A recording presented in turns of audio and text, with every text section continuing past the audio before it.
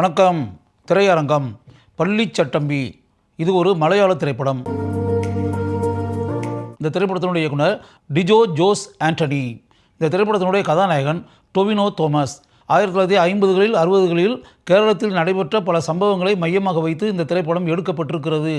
இடுக்கி மாவட்டத்தில் நடைபெற்ற பல சம்பவங்களை இந்த திரைப்படத்தின் கதை கருவாக வைத்து உருவாக்கி இருக்கிறார்கள்.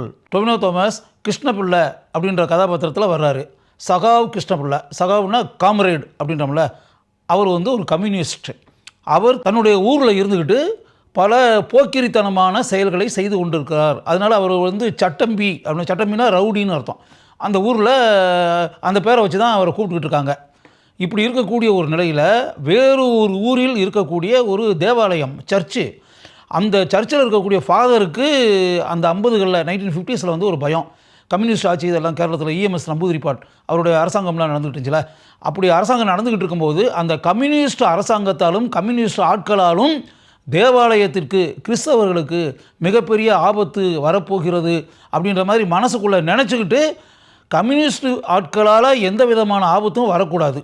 அப்படி வருவதாக இருந்தால் அதை தடுத்து நிறுத்துவதற்கு ஒரு சட்டம்பி, ஒரு ரவுடி மாதிரி ஒரு ஆள் தேவாலயத்தை காப்பாற்றுவதற்கு இருக்க வேண்டும் அப்படின்னு நினச்சி, அப்படிப்பட்ட சட்டம்பி யார் அப்படின்னு சொல்லிட்டு அந்த கிறிஸ்தவ பாதிரியார் தேடிக்கிட்டு இருக்கக்கூடிய ஒரு நிலையில் அந்த ஊரில் இருக்கக்கூடிய ஒருத்தர் வேறு ஒரு ஊருக்கு அங்கே இருக்கக்கூடிய கிருஷ்ணபிள்ளை, அவர் இந்து மதத்தை சேர்ந்தவர், அந்த மேட்டரையை மறைச்சிட்டு அவர் ஒரு கிறிஸ்தவர் அப்படின்ற மாதிரி சொல்லி அந்த ஊருக்கு கூப்பிட்டு அந்த தேவாலயத்தில் சேர்த்து விட்டுறாரு.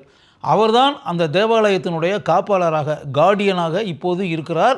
கிறிஸ்தவ பெயரை தன்னுடைய பெயருடன் ஒட்டி வைத்து கொண்டு அங்கே இருந்துக்கிட்டு அவர் கிறிஸ்டியனாகவே அங்கே உலாவிக்கிட்டு இருக்காரு. உலாவிக்கிட்டு பல ரவுடித்தனமான செயல்கள், ரவுடித்தனமான பல வீரத்தனமான செயல்கள்னு வச்சுக்கோங்களேன், வீரத்தனமான செயல்களை அங்கே செஞ்சுக்கிட்டு அந்த தேவாலயத்திற்கும் கிறிஸ்தவர்களுக்கும் எந்த விதமான கெடுதலும் உண்டாகாத அளவிற்கு அவர் செயல்பட்டு கொண்டு இருக்கிறார். அதே ஊரில் உண்மையான கம்யூனிஸ்டாகவே இருக்கக்கூடிய இன்னொரு கதாபாத்திரம் குண்டால் ஜார்ஜ் அப்படின்னு ஒரு கதாபாத்திரம். அந்த கதாபாத்திரமும் எப்படிப்பட்ட செயலுக்கும் அஞ்சாத கதாபாத்திரம், துணிச்சலான கதாபாத்திரம்.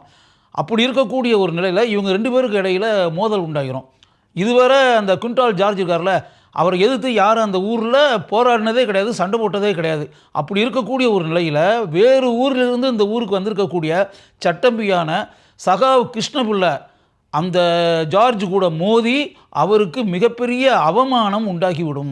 அந்த காலகட்டத்தில் தோப்பில் பாசி எழுதிய நீங்கள் என்னை கம்யூனிஸ்ட் ஆக்கி அப்படின்னு புகழ்பெற்ற நாடகம், அந்த நாடகம் பல ஊர்களில் நடத்தப்பட்டு அந்த நாடகத்தை பார்த்தே பலர் கம்யூனிஸ்டுகளாக மாறியிருக்கிறார்கள் எண்ணற்ற விதத்தில். அப்படி இருக்கக்கூடிய ஒரு நிலையில் அந்த ஊருக்கு நீங்கள் என்னை கம்யூனிஸ்ட் ஆக்கி அப்படின்ற நாடகத்தை நடத்துவதற்காக ஒரு குழு வருகிறது. அந்த நாடகத்தில் ஒரு இளம் பெண் நடிக்கிறாள், ரெபேக்கா அப்படின்றது அந்த நாடகத்தில் கதாநாயகியாக நடிக்கக்கூடிய இளம் பெண்ணினுடைய பேர். அந்த நாடகத்தை கிருஷ்ணபிள்ளை போய் பார்க்குறாரு. பார்த்த உடனே அந்த நாடகம் ரொம்ப பிடிச்சிருது. நாடகத்தை பார்த்துட்டு அந்த கிறிஸ்தவ பாதிரியார்கிட்ட சொல்கிறாப்புல, நீங்கள் பயப்படுற மாதிரிலாம் ஒன்றுமே கிடையாது, நீங்களாம் நினச்சிக்கிறதா கம்யூனிஸ்டுகள்லாம் கிறிஸ்தவர்களுக்கு எதிராக இருக்காங்க அப்படின்னு சொல்லிட்டு அந்த நாடகத்தில் கம்யூனிஸ்டுகளுக்கு கிறிஸ்தவர்களுக்கு எதிராக பல விஷயங்கள்லாம் சொல்லியிருக்காங்க. அப்படியெல்லாம் ஒன்றுமே கிடையாது, அப்படிப்பட்ட எந்த விஷயமே கிடையாது. மக்களுக்கு நல்ல விஷயங்களை கூறுவதைப் போல தான் அந்த நாடகத்தில் இருக்குது, நீங்களாக கற்பனை பண்ணிக்கிட்டு இருக்காதீங்க அப்படின்ற மாதிரி அந்த கிருஷ்ணபிள்ளை இங்கே சொல்கிறாரு. அதற்கு பிறகு சிறிதும் எதிர்பாராத வகையில் அந்த இளம் பெண்ணான ரெபேக்கா கொல்லப்பட்டு விடுகிறாள். அவளுடைய மரணத்திற்கு காரணம் என்ன? அவளை கொலை செய்தது யார், எதற்காக அவளை தீர்த்து கட்டினார்கள் அப்படின்றத தெரிஞ்சுக்கிறணும் அப்படின்றக்காக அந்த முயற்சியில் சகாவ் கிருஷ்ணபிள்ளை இறங்குகிறார். இறங்கிய பிறகு அவருக்கு அதிர்ச்சி தரக்கூடிய பல உண்மைகள் தெரிய வருகின்றன.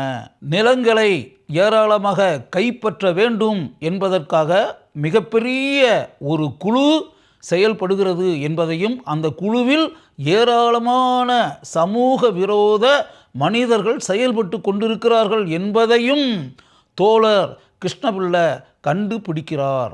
அரசாங்க அதிகாரியாக வரக்கூடிய நடிகர் சித்திக் எப்படிப்பட்ட நினைத்து பார்க்க முடியாத அயோக்கியத்தனமான செயல்கள் நடைபெறுவதற்கு மூல காரணமாக இருக்கிறார் என்பதையும் கிருஷ்ணபிள்ளை கண்டுபிடிக்கிறார். கர்நாடக மாநிலத்தில் மிகப்பெரிய டானாக இருந்து கொண்டு செயல்பட்டு கொண்டு இருக்கக்கூடிய பட்டேலர் குஞ்சம்பு நம்பியார் என்ற கதாபாத்திரத்தை பற்றி கேள்விப்பட நேரும்போது கிருஷ்ணபிள்ளைக்கு உண்டாகக்கூடிய அதிர்ச்சிக்கு அளவே இல்லை.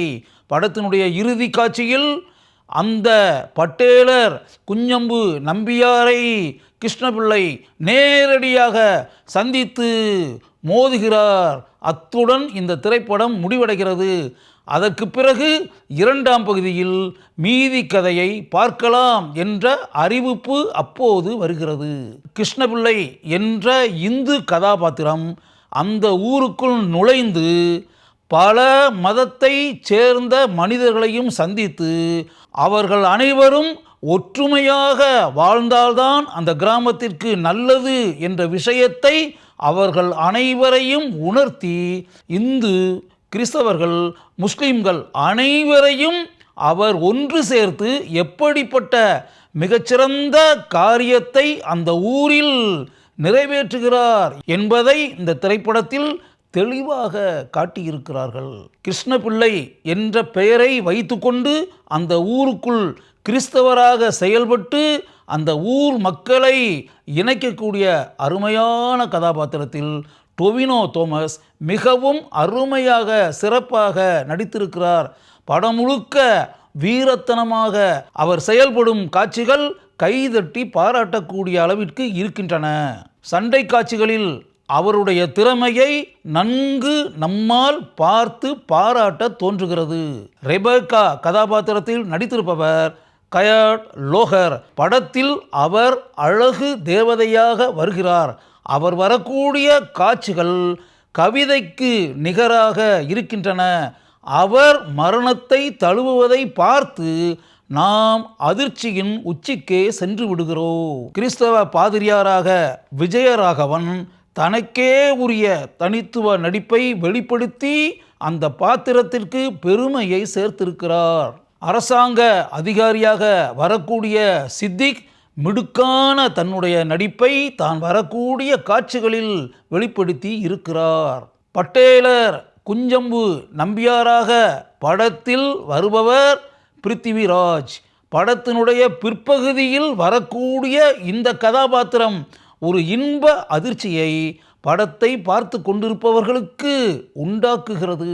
குண்டால் ஜார்ஜ் கதாபாத்திரத்தில் நடித்திருப்பவர் பாபுராஜ் தனக்கே உரிய தனித்துவ நடிப்பை தான் வரக்கூடிய காட்சிகளில் பாபுராஜ் காட்டியிருக்கிறார்.